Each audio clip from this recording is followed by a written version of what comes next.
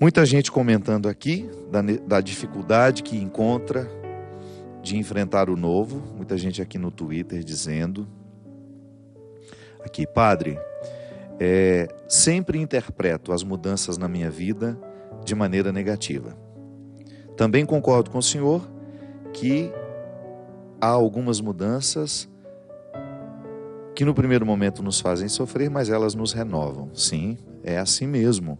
Não há outra forma de enfrentar o obstáculo. Não é justo enfrentar o obstáculo senão interpretando como uma oportunidade de mudança. Às vezes nós temos um chacoalhão da vida que modificam a nossa postura. Eu, por exemplo, vou dar um exemplo. Essa semana mesmo, eu não sei se vocês acompanharam, mas na pregação que eu fiz na Festa da Misericórdia, teve um momento em que eu falei que eu não acredito em macumba. Quando eu falei macumba, eu estava me referindo àquilo que na minha infância eu fui criado dentro de um contexto onde as pessoas tinham esse sincretismo religioso. Eram católicas, mas iam nas benzedeiras. E aquelas mesmas benzedeiras que retiravam da gente, segundo elas, o mal-olhado, aquilo que é ruim no dia a dia, que a gente, as pessoas, no dia a dia isso, vou lá, eu estou me sentindo mal e aquela benzedeira rezava por mim. Uma prática muito comum lá na nossa infância. Essa mesma benzedeira tinha também o hábito de fazer aquilo que eles chamavam de trabalho espiritual para poder retirar o marido de uma, o marido de outra, fazer um mal aqui, um mal ali. E no momento que eu fiz essa pregação aqui na Canção Nova, eu falei justamente disso, que nós cristãos não acreditamos no poder que uma pessoa tem de fazer mal a nós através de um trabalho espiritual, porque nós estamos revestidos pela força do Cristo ressuscitado. Só que eu fui muito infeliz, eu fiz uma piada que soou ofensiva aos ouvidos de muitas pessoas e eu compreendo perfeitamente. Às vezes nós estamos acostumados a falar de uma determinada situação deste ou daquele modo e culturalmente aquilo foi ficando socializado e a gente nunca se incomodou. Até que alguém que está do outro lado se sente incomodado com a nossa piada, com a maneira como a gente fala as coisas. E foi muito positivo, porque quando o Babalorixá fez uma notificação pedindo que eu me retratasse daquela forma, daquele jeito de dizer, eu pensei que de fato nós precisamos ter muito cuidado. Eu sou um pregador que fala com muitas religiões. E eu fico muito feliz que o programa de direção espiritual não atinja somente católicos. Ele atinge muitas pessoas de outras religiões. E eu pessoalmente acho, sim, nós temos direito de acreditar e de não acreditar. Mas é muito perigoso a gente falar do que o outro crê, falar da forma como o outro crê de maneira pejorativa. Eu, por exemplo, enfrentei isso na semana passada e me fez refletir muito. Algumas pessoas disseram: padre, mas nós não temos o direito de não acreditar neste trabalho espiritual? Temos, mas nós não temos o direito de fazer piada. Este é um aprendizado. Não é engraçado ridicularizar o que para o outro é importante. E uma coisa que também ficou muito equivocada: as religiões de matriz negra, elas não são diabólicas. Nós não podemos pensar que são diabólicas, elas são diferentes de nós. Então, essa compreensão de que elas trabalham com o mal também é equivocada. Também é equivocada. Claro, pode ser que tenha uma pessoa que se diz do candomblé, da umbanda, e que se utilize disso para poder dizer ter o poder de fazer o mal a este ou aquele. Mas nós não podemos generalizar. Há muitas pessoas que ficam machucadas com o nosso discurso. Então é importante a gente ter a oportunidade de corrigir a linguagem. Você sabe por quê? O mundo já está muito dividido para a gente criar outras divisões. Isso está lá no Facebook, numa página que não é minha. Inclusive você que frequenta o Facebook, que sabe onde está esse trecho da minha pregação. É um trecho de 3 minutos. Eu não sei se foi maldade da pessoa, mas o título é Macumba, não sei o que, papapá. Um título bem sensacionalista, justamente para chamar a atenção, porque a pregação é muito mais do que aquilo. A pregação tem um contexto. Se você frequenta o Facebook, nós já tentamos retirar aquele título, aquele trechinho da pregação, porque muitas pessoas se sentiram ofendidas e a gente não conseguiu acesso à pessoa que administra aquela página. Então, se você puder nos ajudar, deixando o seu comentário lá, pedindo que nós já pedimos que fosse retirado, mas nós não fomos atendidos por eles. Não é uma página que nos pertence, mas está lá, Frases Padre Fábio de Mello, ou Frases Fábio de Mello, não sei. Enfim, existem situações que nos ensinam e nós precisamos aprender. Sim, nós precisamos ressignificar muitas coisas a partir dos erros que a gente comete. E não é nenhum problema, minha gente, você identificar o erro que você cometeu e a partir dele você tomar uma nova postura. Eu, por exemplo, eu sempre prezei tanto em ser respeitoso pelo que os outros creem, não preciso crer igual.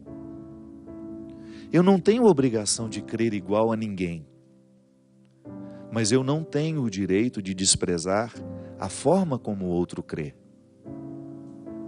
Eu continuo tendo o direito de ter a minha crença e de falar sobre tudo aquilo que eu creio, mas o meu discurso não pode passar pelo deboche, ele não pode ser perpassado, permeado por expressões que venham ridicularizar o que para o outro é especial. Da mesma forma como nós cristãos também não gostamos das piadas que fazem do cristianismo. Nem tudo é engraçado. Pode parecer engraçado ao outro, mas não àquele que é o destino da piada. Por exemplo, é muito simples. Eu não gostaria que alguém pegasse uma fotografia da minha mãe e fizesse uma piada com ela, porque iria me ofender profundamente. Ofende alguém que eu amo. Então só a partir daí nós já entendemos que nem tudo é engraçado. Ridicularizar quem é importante para o outro, ridicularizar o que é importante para o outro, não é engraçado. Enfim, toda vez que a vida nos apresenta um desafio, nós precisamos administrar o desafio. Eu gosto muito daquela passagem do povo hebreu, quando já está a caminho da terra prometida, de repente tem diante de si o obstáculo do Mar Vermelho. Precisa atravessar.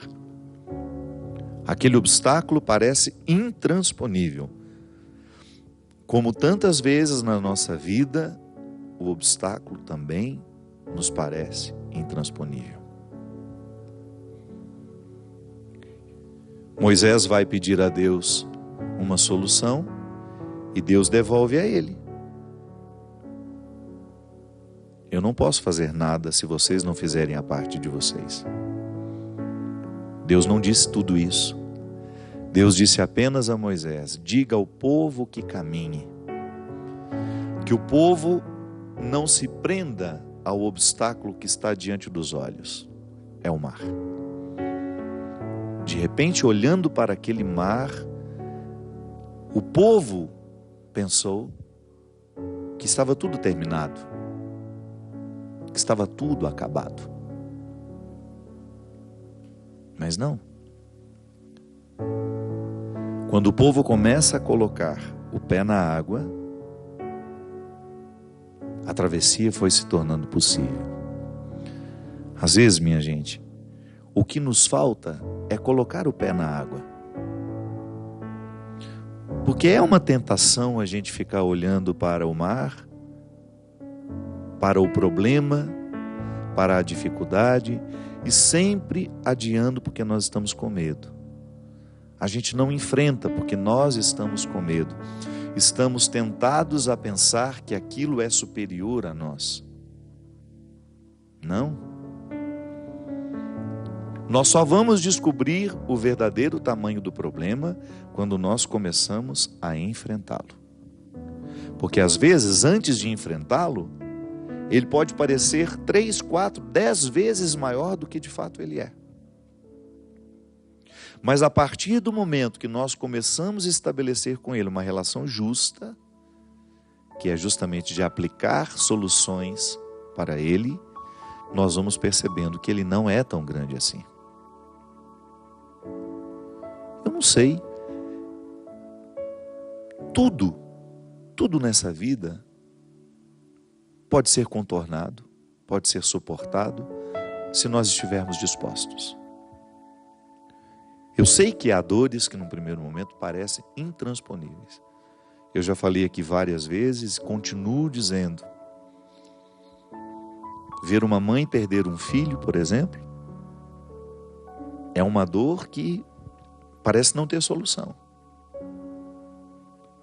Mas a própria Janier, essa amiga minha que eu citei lá de Itabaianinha, ela perdeu o Gabriel, o filho dela, afogado na piscina. Você já imaginou? Você ver o seu filho caçula morrer afogado na piscina da sua casa, naquele lugar que representa para todos o lugar do lazer, da alegria. Você já imaginou você ter que retirar o seu filho dali, sem vida? E eu me lembro que quando conheci Janier, Jânia, Lígia, que estavam justamente numa peregrinação comigo, eu tinha entrado na vida da Janier porque eu fui a primeira pessoa que ela passou a ouvir depois daquela tragédia toda. E eu me lembro que logo em seguida eu comecei a ter com ela primeiro uma identificação, né? Eu vi minha mãe perder filho e naturalmente eu comecei a ter uma sensibilidade para sentir essa dor, para sentir junto. E à medida que eu fui convivendo com a Janier, eu percebi que ela ainda não tinha superado aquele acontecimento, porque ainda faltava retirar o filho da água. Aquele corpo frágil, pequeno, já tinha sido sepultado, mas dentro dela, ela ainda não havia retirado ele da água. Continuava ali, aquele cadáver espiritual, né? Aquele morto emocional que não foi sepultado, que não foi resolvido. Por quê? Aí são muitos sentimentos. Tinha culpa. É impressionante como, diante de uma tragédia como essa, nós temos a tentação de pensar que somos culpados. Nós temos a tentação de pensar que nós poderíamos ter feito diferente. Sim, só que o acontecimento já está ali. É inalterável. Não há nada que se possa fazer agora para modificar o antes. Então ela tinha um conjunto de situações, de sentimentos em relação à morte do filho que não tinham sido resolvidas. E que a gente só resolve por meio da conversa, minha gente. Eu admiro muito os bons terapeutas, porque eles nos põem para falar. E quando eu falo os bons terapeutas, eu me refiro àqueles que nos atendem em seus consultórios, mas eu me refiro também aos amigos que são naturalmente terapeutas, que despertam a nossa confiança e o desejo de contar o que está nos angustiando.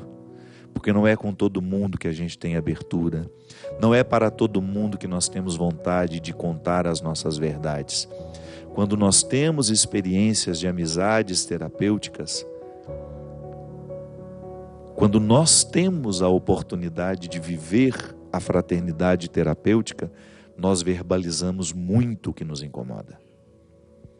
E a própria psicologia nos ensina que o primeiro passo para a cura é justamente verbalizar.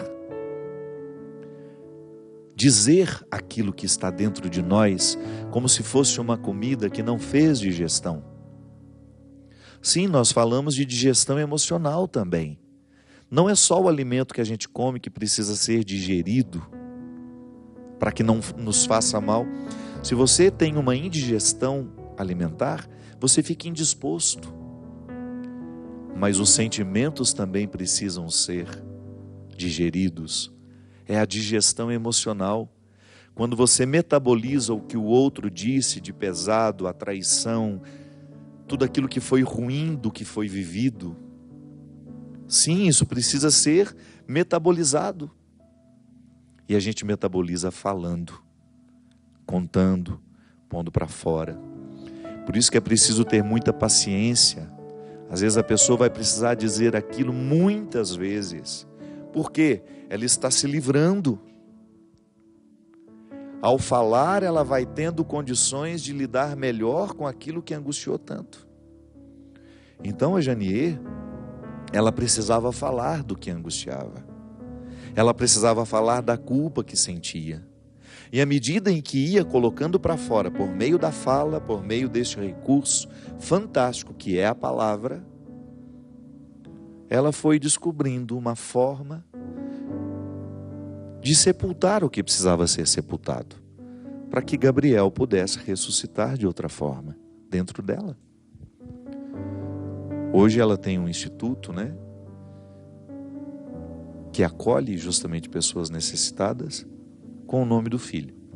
Da mesma forma como muitas outras mulheres conseguiram superar. Não sei se a palavra é superar. Conseguiram contornar esse desconforto de viver essa desordem da vida, de uma mãe ter que sepultar o filho. Conseguiu contornar toda aquela dor, todo aquele sofrimento, fazendo alguma coisa pelos outros. Aí sim. Um processo terapêutico que nos encaminha, que nos faz chegar pelos caminhos da dor a um aprendizado que nenhuma alegria poderia nos fazer chegar. Por isso é preciso dizer.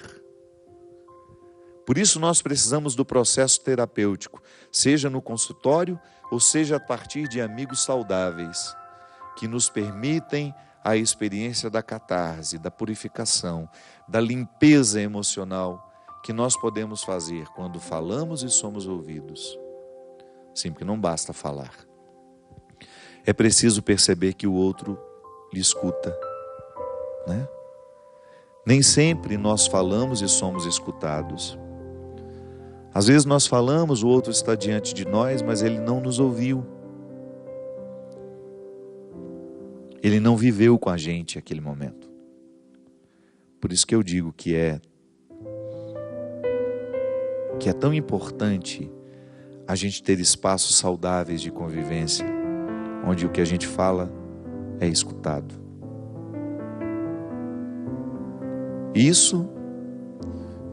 Isso faz a cura acontecer dentro de nós. Por isso o padre, ainda por mais que tenha se perdido o significado disso, do ir contar os pecados, do ir fazer uma direção espiritual, como isso cura o coração das pessoas. Eu admiro muito na nossa vocação essa oportunidade de ouvir, de sermos pessoas de confiança. O padre, ele naturalmente deve ser um homem de confiança das pessoas. Eu não posso banalizar o que você me conta. Eu não posso ser um fofoqueiro que banalizo o que você me falou, que saio dizendo para os outros as suas fraquezas, aquilo que você me confessou, aquilo que você me contou. Não. Um dos primeiros aprendizados que nós precisamos ter como padre é justamente o respeito pelo que o outro nos fala, porque as pessoas estão necessitadas de serem ouvidas. Por isso, não tenha medo de dizer o que você precisa dizer. Verbalize. Procure um lugar, procure alguém que tenha condições de lhe ouvir. Quem sabe assim você vai descobrir que aquilo que você está enfrentando não é tão grande quanto lhe parece. Às vezes a visão do outro corrige a visão equivocada que você está tendo da vida. Às vezes a visão que você está tendo não está lhe favorecendo, porque ela é distorcida pelo medo que você sente. Você sente medo e naturalmente olha para a sua dificuldade e a interpreta muito maior do que ela é. De repente o outro vem porque enxerga de um outro ângulo e lhe diz: não é tão grande assim quanto você pensa que é. Não é tão pavoroso quanto lhe parece ser. E aquilo é libertador, porque lhe proporciona uma nova forma de enxergar.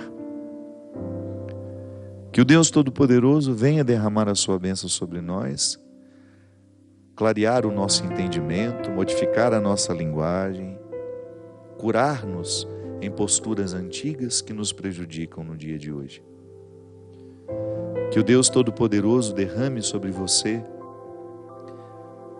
a lucidez, a bênção da lucidez, para que ao olhar para os seus problemas, você recrute a verdade e saiba o que de fato você precisa enfrentar, não tornando isso maior nem menor do que é, apenas permitindo que a realidade seja o que ela de fato é. Derrame sobre nós a bênção e a proteção do Deus Todo-Poderoso, Ele que é Pai, Filho e Espírito Santo. Amém. Muito obrigado. Até a semana que vem, se Deus quiser.